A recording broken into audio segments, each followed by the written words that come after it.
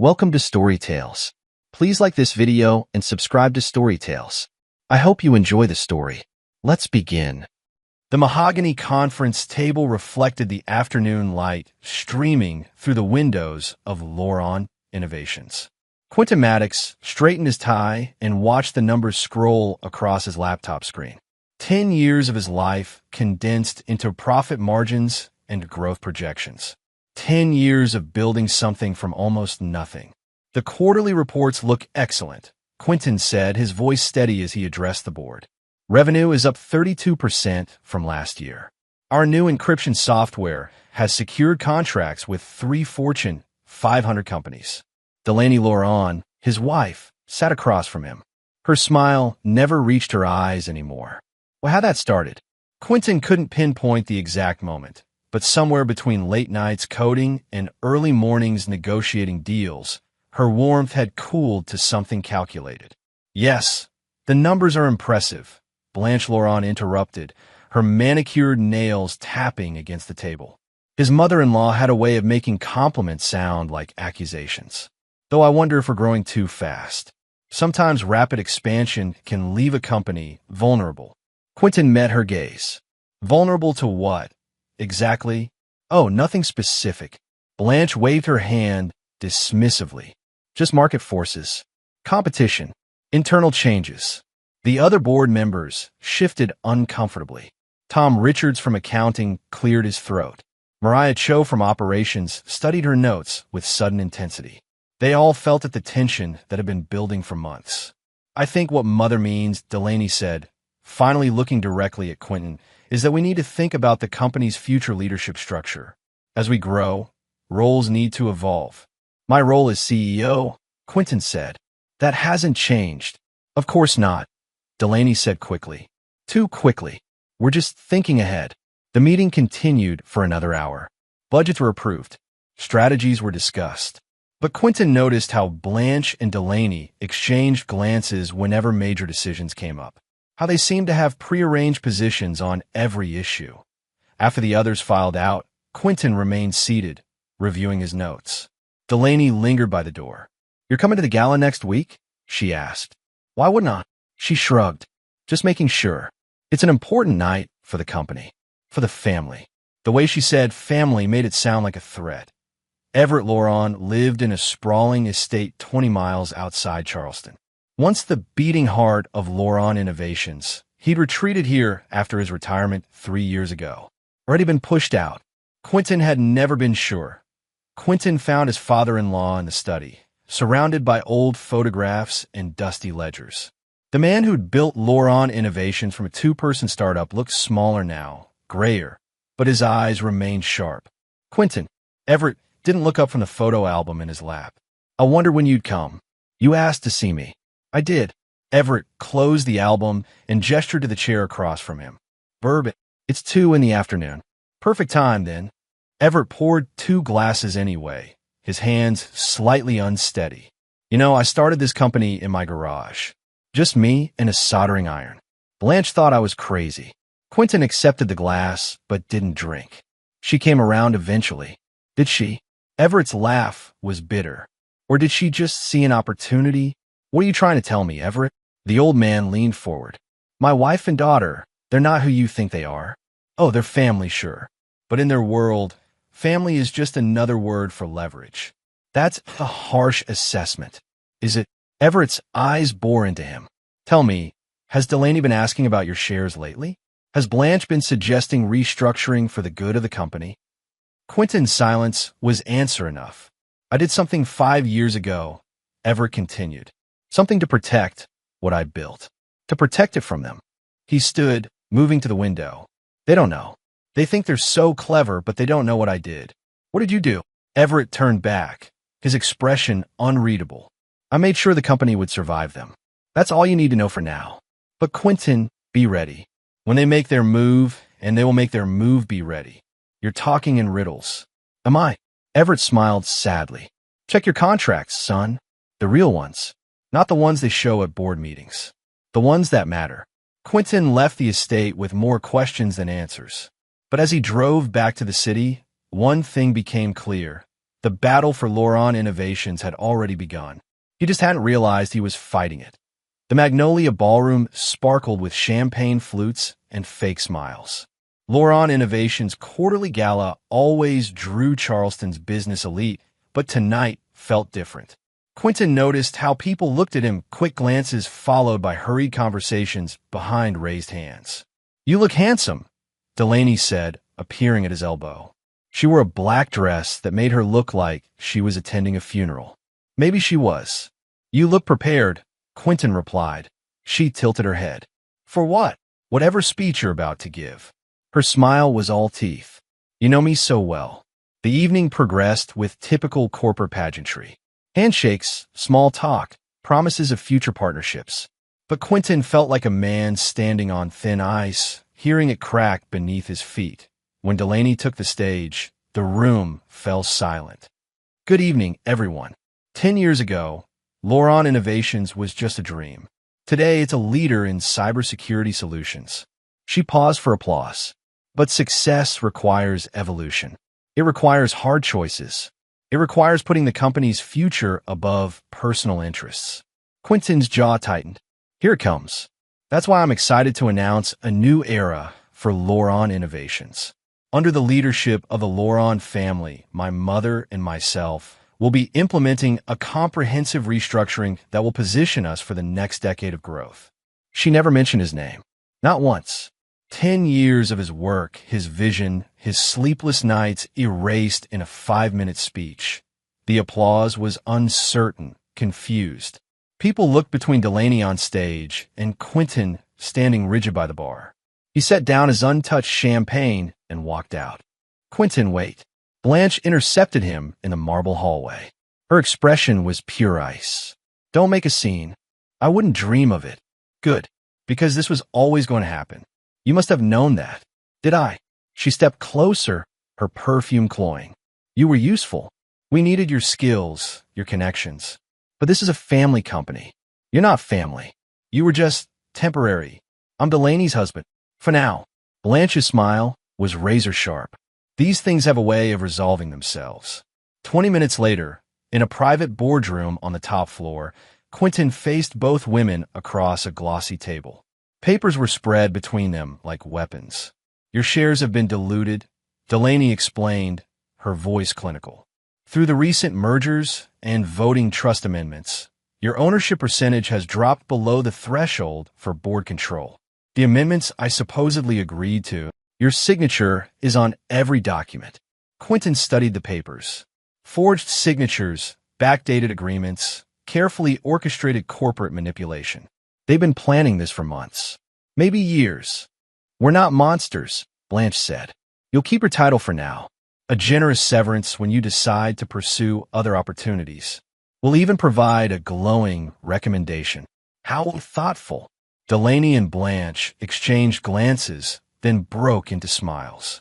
They actually high-fived across the table like college students who'd aced an exam. "It's nothing personal," Delaney said. "It's just business."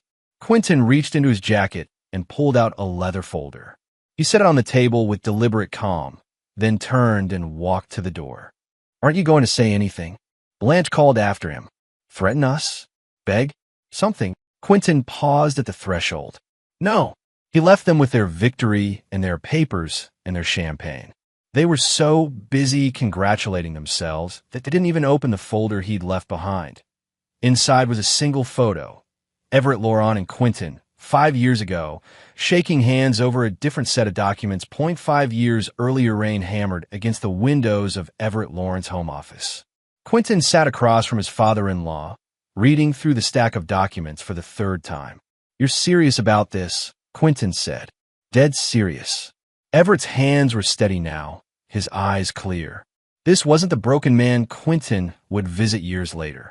This was the entrepreneur who'd built an empire. "I know my wife. I know my daughter. Better than they think I do. Delaney is my wife. You're asking me to. I'm asking you to protect what we've built together."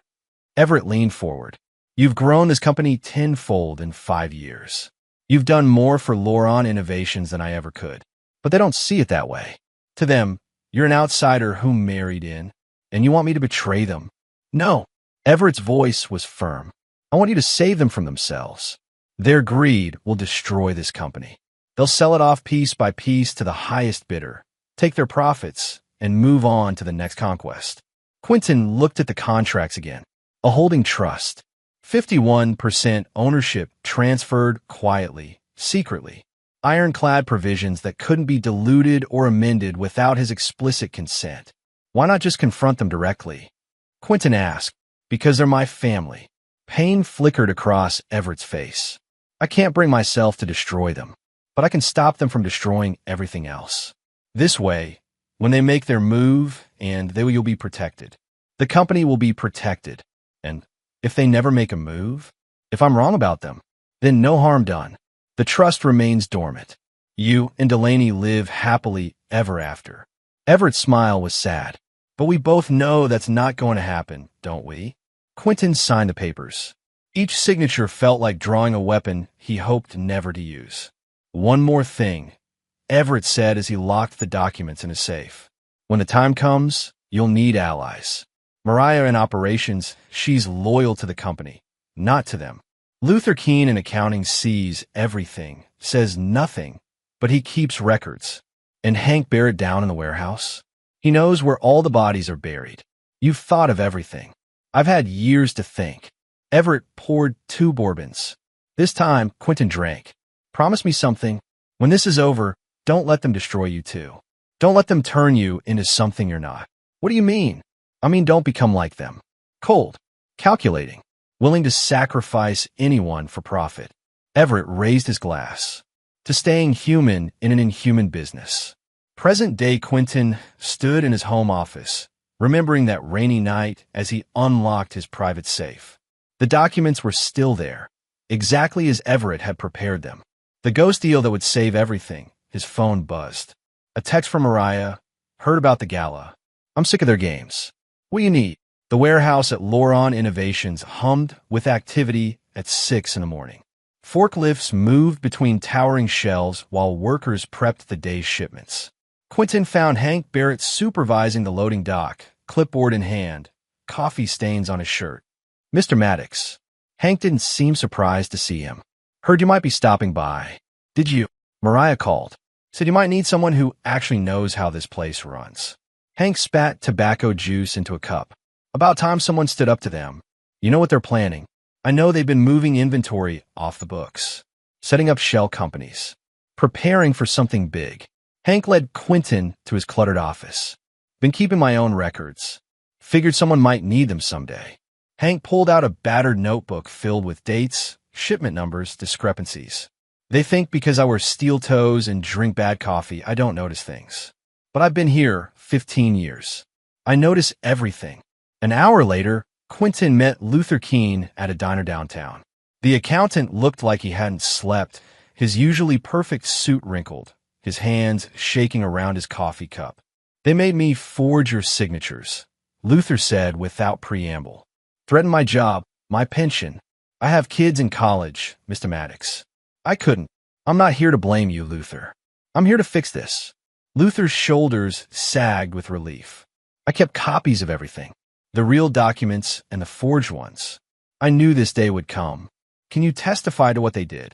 Yes. Luther's voice grew stronger. I'm tired of being their puppet. Tired of watching them gut the company we built. The last stop was Mariah's apartment. She answered the door in workout clothes, already knowing why he was there. I never trusted her, Mariah said, leading him inside. Delaney. Something about her was always off. Like she was playing a role, loving wife, dedicated executive. But her eyes were always calculating something. I need your help documenting the operational changes they've made. The restructuring that's weakened our core business. Already started. Mariah handed him a thick folder. Every decision that prioritized short-term profit over long-term stability. Every qualified person they pushed out to make room for their cronies. It's all there. Why help me? You could lose everything. Mariah's expression hardened. Because I'm tired of watching them turn our work into their personal piggy bank. Because integrity still means something. And because... She paused. Because you're the only executive who ever treated the operations team like we mattered. Quentin looked at the evidence his allies had gathered. Financial fraud, operational sabotage, systematic destruction of the company's foundation, all meticulously documented. We'll need a lawyer, Mariah said. A good one. Someone they can't buy or intimidate. I know just the person. Nadine Rivas's law office occupied the top floor of a converted bank building. Everything about it screamed power from the marble floors to the intimidating receptionist. But Nadine herself was surprisingly casual, feet up on her desk, reviewing Quentin's documents while eating takeout. "This is beautiful," she said, holding up the trust agreement. "Absolutely beautiful." Everett was paranoid, but he was also brilliant. "This is airtight. So I have control. You've had control for 5 years. They just didn't know it." Nadine set down her chopsticks. But owning the company and proving they committed fraud are two different things. We need them to incriminate themselves. How? You said they think they've won, right? People who think they've won get sloppy. They brag. Nadine smiled like a shark. Set up a meeting. Tell them you want to negotiate a peaceful exit. I'll make sure the room is properly prepared. 3 days later, Quentin sat in conference room A at Loron Innovations. Hidden cameras covered every angle. Sensitive microphones captured every whisper. Nadine monitored everything from a van outside. Delaney and Blanche entered like conquering heroes.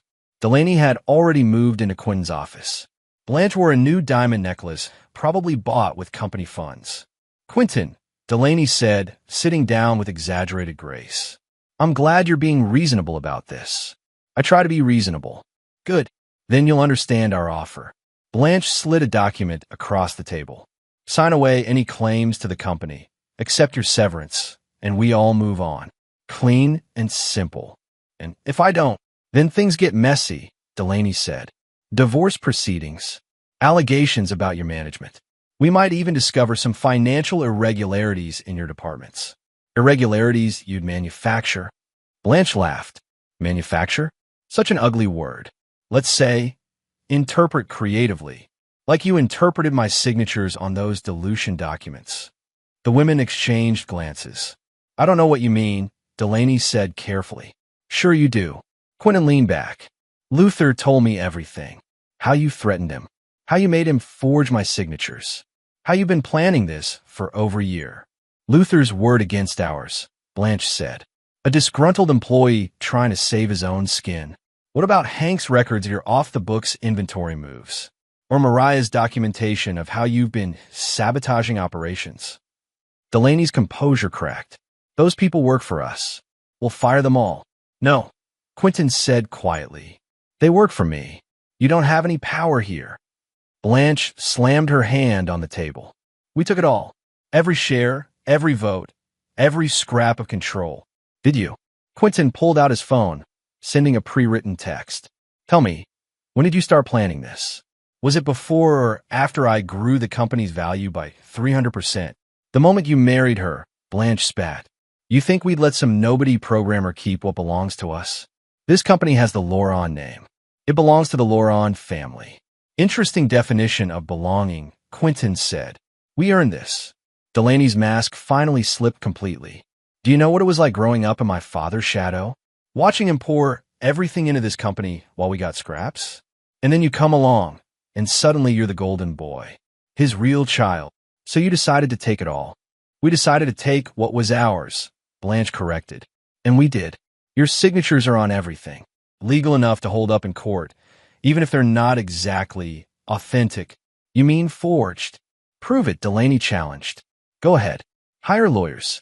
We'll bury you in legal fees. Drag it out for years. By the time anything gets resolved, the company will be sold, and we'll be living in Europe.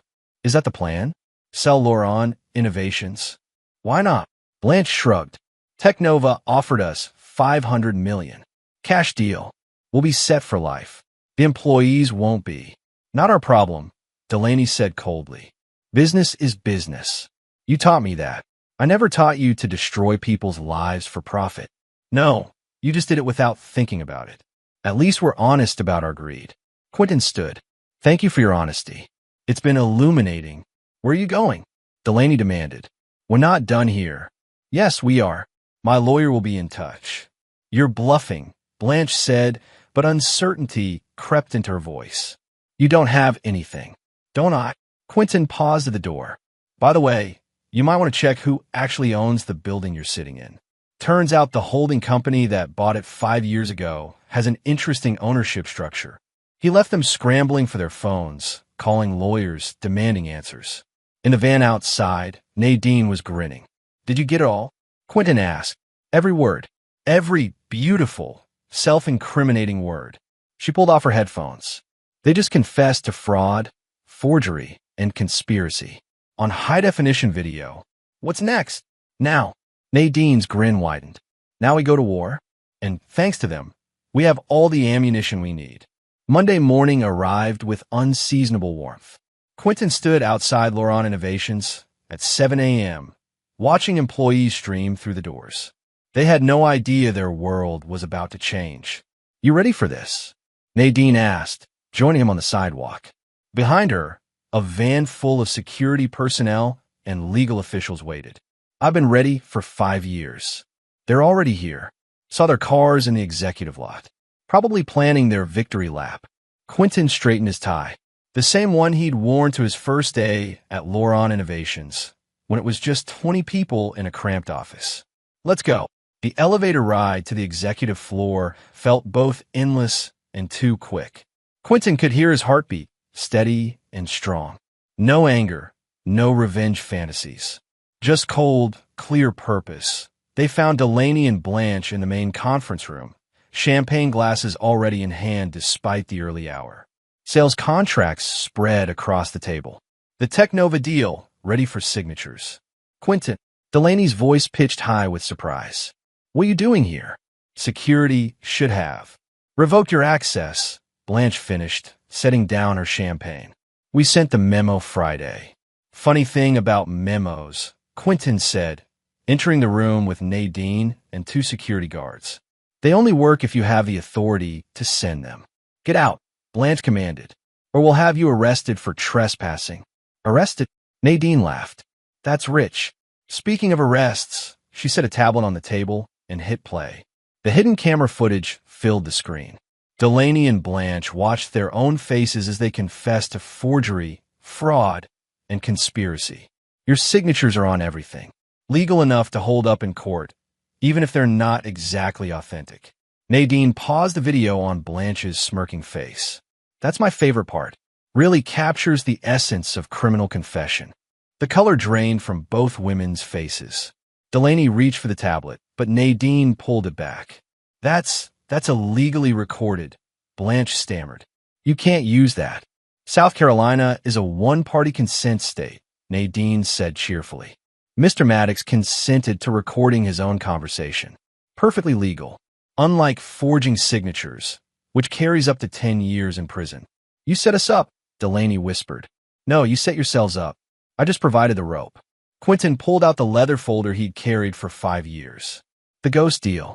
He spread the documents on the table, covering their sales contracts. Everett saw this coming, he said quietly. 5 years ago, he transferred 51% ownership to a holding trust. My trust.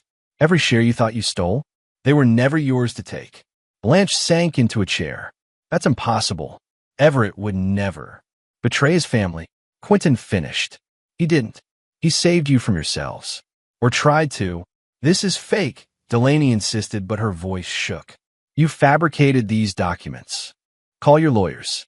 Have them verify the filing dates, the notarizations, the chain of custody. Quentin nodded to the security guards. While you're doing that, these gentlemen will escort you out. You can't do this. Blanche's composure finally shattered completely. Her voice cracked, tears starting to form. This is our company. Our name is on the building. Your name, not your company. Not anymore. The reality hit Blanche like a physical blow. Her shoulders shook as tears streamed down her face. Everett, my own husband. How could? He loved you, Quentin said. But he loved what he built more. And he knew you'd destroy it.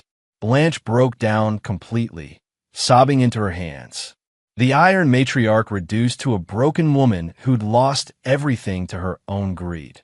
Delaney stared at the documents, then at Quentin. Her face went from pale to white to almost gray. No, no, this isn't happening. It's happening. We're married. The words tore from her throat. Doesn't that mean anything? It meant everything. Until you decided it meant nothing. Delaney's legs gave out. She collapsed into a chair, tears falling freely now. I can explain. Please, let me explain. My mother, she pushed me. She said if we didn't take control, you'd push us out eventually. She said what you wanted to hear. What justified what you already planned to do. That's not true. Delaney sobbed, mascara running down her cheeks. I loved you. Part of me still. Don't. Quentin's voice cut like ice. Don't insult us both with lies. The security guards moved forward. One helped Blanche to her feet. She seemed to have aged 20 years in 20 seconds. The other waited for Delaney. Please, Delaney begged, reaching for Quentin. Please don't do this. We can work it out. Counseling. Therapy. Anything. The only therapy you'll be getting is in a federal prison. Quentin. She was crying so hard she could barely speak. I'm your wife. You were my wife. You became my enemy the moment you forged my signature. The guards escorted them out, Blanche stumbling, supported on both sides, tears still streaming. Delaney looked back one last time, her face a mask of devastation and disbelief. This isn't over, she managed between sobs. Yes, Quentin said quietly. It is. Within an hour, word spread through the building. Employees gathered in confused clusters, whispering about security escorting the Lawrence out. Some cheered, quietly Blanche and Delaney hadn't been well-liked. Others worried about their jobs. Quentin called an all-hands meeting in the main floor auditorium. 500 employees filled the space, nervous energy crackling through the crowd. I'll keep this brief, Quentin began, standing at the podium where Delaney had announced her new era just days ago. As of this morning, I've resumed full control of Loron Innovations. The proposed sale to Technova is canceled. Your jobs are safe. The relief in the room was palpable. Someone started clapping. Soon the entire auditorium erupted in applause. There will be changes, Quentin continued when the noise died down. We'll be conducting a full audit. Some people who enabled the previous leadership's actions will be leaving. But for those who've worked honestly, who've built this company with your dedication and integrity, you have nothing to fear. Mariah stood in the front row, tears in her eyes. Hank gave a thumbs up from the back. Luther Keene looked like a man rescued from drowning. After the meeting, Quentin toured the building. His office, Delaney's office, for all of 3 days still smelled like her perfume. He opened the windows, letting in fresh air. Sir, his assistant knocked on the door. The prosecutors are here. They need your statement. For the next 6 hours, Quentin laid out everything. The forged documents, the financial manipulation, the conspiracy to defraud shareholders. The prosecutors, 2 sharp young attorneys who smelled blood in the water, took notes and made promises. With the video evidence and witness testimonies, this is a slam dunk, one said. They'll be looking at serious time. Good. You know, the other prosecutors said carefully, sometimes in cases involving spouses, there's an opportunity for leniency if. No leniency. No deals. They made their choices. That night, Quentin stood in his empty house. Delaney's things were still everywhere, her robe on the bathroom door, her coffee mug in the sink. He'd have to pack it all up, ship it to wherever she ended up. His phone rang. Everett. I heard, the old man said without preamble. I'm sorry it came to this. You warned me. I hope I was wrong. Despite everything, they're still my family. They were my family too. Silence stretched between them. Finally, Everett spoke again. What will you do now? Run the company. Build it bigger. Make sure their betrayal meant something. Don't let it make you cold, Quentin. Don't become them. I won't. Quentin looked at his wedding ring, then pulled it off and set it on the counter. But I won't forget either. 6 months passed. Loron Innovations thrived under Quentin's renewed leadership. The stock price doubled. New contracts poured in. The employees who'd feared for their jobs now worked with renewed purpose. Quentin had just finished a board meeting, a real one, with board members who actually cared about the company, when his assistant handed him an envelope.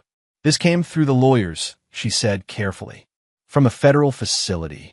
Quentin recognized Delaney's handwriting immediately. Part of him wanted to throw it away unread, but curiosity won. He opened it in the privacy of his office. "Quentin, I know you probably won't read this. Or if you do, you'll tear it up. But I need to try. Prison is not what I expected. There's a lot of time to think, to realize how far I fell, how much I lost, why Mother still insists we did nothing wrong. She spends her days planning appeals that will never work. But I know the truth. We betrayed you. We betrayed everything that I told myself it was business, that you would have done the same eventually. But that was a lie I needed to believe. You would never have destroyed us the way we tried to destroy you, that I'm not asking for forgiveness. I know that's impossible. I'm just asking for understanding, maybe. My mother raised me to see the world as a war where only the ruthless survive. She taught me that love was weakness and trust was stupidity. You taught me different. For a few years, I almost believed it, almost became someone better. But when push came to shove, I reverted to what I knew. What she'd programmed into me since birth, that's not an excuse. Just an explanation that I loved you. In my broken way, I really did love you. I'm sorry that wasn't enough. That Delaney Quentin read the letter twice. Each word carefully chosen, each sentence crafted for maximum emotional impact. Even now, locked in a federal prison, she was trying to manipulate him till he walked to the fireplace in his office, a luxury addition he'd installed after taking back control. The letter curled and blackened in the flames. Delaney's words turning to ash. His phone buzzed. Another text from the prosecutors. Blanche was trying to negotiate a plea deal, offering information about other financial crimes in exchange for reduced sentences. Quentin typed back, "No deals." He turned to the window, looking out at the Charleston skyline. Somewhere in a federal facility, his ex-wife was learning that actions had consequences. That betrayal had a price. That a knock on his door interrupted his thoughts. Mariah entered with a stack of proposals. "The new expansion plans," she said, setting them on his desk. "We could triple our market share in 2 years. Ambitious, but achievable, with the right leadership." She paused. "You know, the employees see you differently now. Not just as a boss, but as someone who fought for them, protected them. I protected the company. Same thing in the end." Mariah headed for the door, then turned back. "Oh, Luther wanted me to tell you he's teaching a business ethics course at the community college now, using our story as a case study. The importance of keeping good records and standing up to corruption." After she left, Quentin picked up the expansion proposals. The future of Loron Innovations laid out in charts and projections.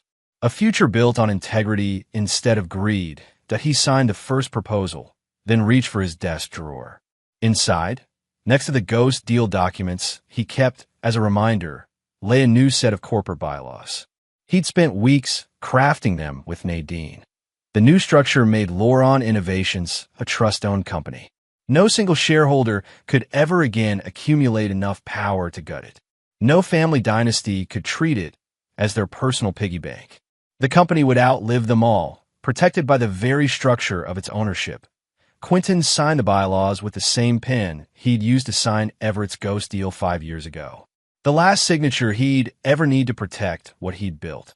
His voiceover echoed through the empty office. "Some people think power is what you take, but real power is what you protect.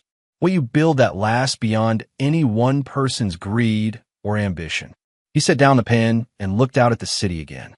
Somewhere, Delaney and Blanche were learning that their definition of power had led them to ruin. But here, in the company they'd tried to steal, real power was at work. The power to create, to grow, to protect those who deserve protection. The sun set over Charleston, painting the sky in shades of gold and amber. Quentin worked late, as he always did, building something that would last, building something worth protecting.